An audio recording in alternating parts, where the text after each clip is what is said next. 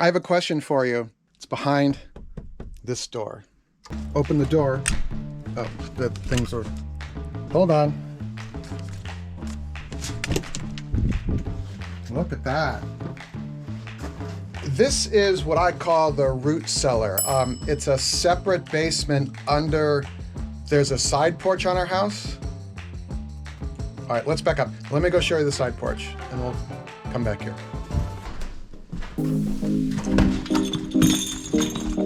So behind me is the side porch. And underneath the side porch is its own basement. They dug this after they built the main house. It has a cinder block basement walls. And I call it the root cellar. And we got the question's coming. Hold on. Come here, kids. What is that? What do you got there? What do you got there? Some ragged toy? Yeah, finally snowed here. But I've been wanting to insulate the root cellar, right? But I have a kind of a quandary about it, so maybe you could help me. This is our side porch. We have dinner there a lot. Oh, this is another project. I got a new hot water boiler our old boiler broke, so I got a new one, and I want to insulate all the pipes. So yeah, you get what you pay for with pipe insulation. I learned that. If you're into insulation, you're excited about this. This is a wood floor on top of wood joists, and below here is our, what I call the root cellar, right? So in the root cellar basement, or the side porch basement, is separate physically from my, the regular basement. Oh, it opens this time, how nice.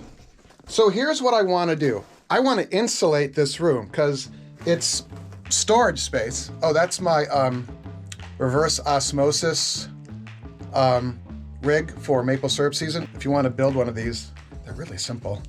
It saves your boiling time, cuts it almost in half sometimes.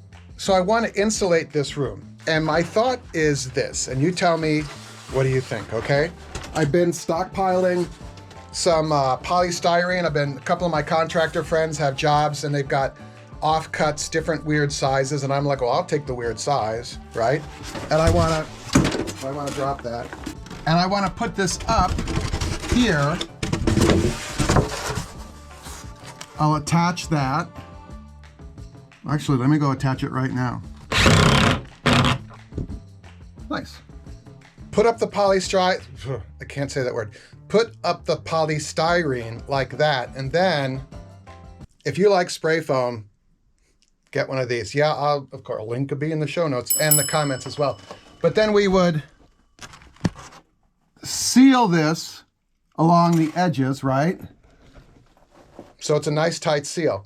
And then we could put we could put multiple layers in one joist space like that. Here's my question. Gravel floor with a 6 mil vapor barrier, but it's not sealed up against the cement. And the big question, which I don't know the answer to, which I'm asking you all is, am I making mold? Am I gonna get mold in here, or am I going to trap a lot of moisture between the polystyrene and the floor sheathing? I don't know, and I really haven't been able to find online a thing. And I've asked a couple contractor friends, and they're like, well, I really have to see it. And so I took some pictures, and then I thought, let's make a video, right? So you and I could talk about this. I don't know. I would really like this room to be warmer. I could use it. I'm trying to declutter. That's my beer bottle drying rack thing.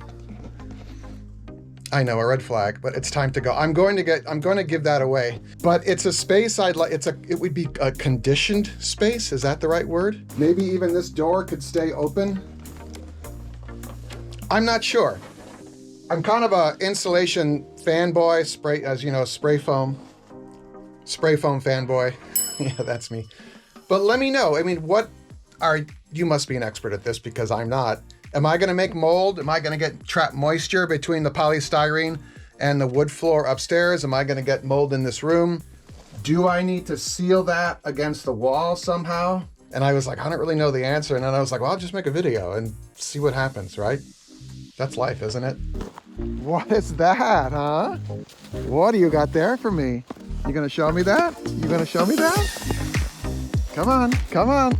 Oh, oh, oh.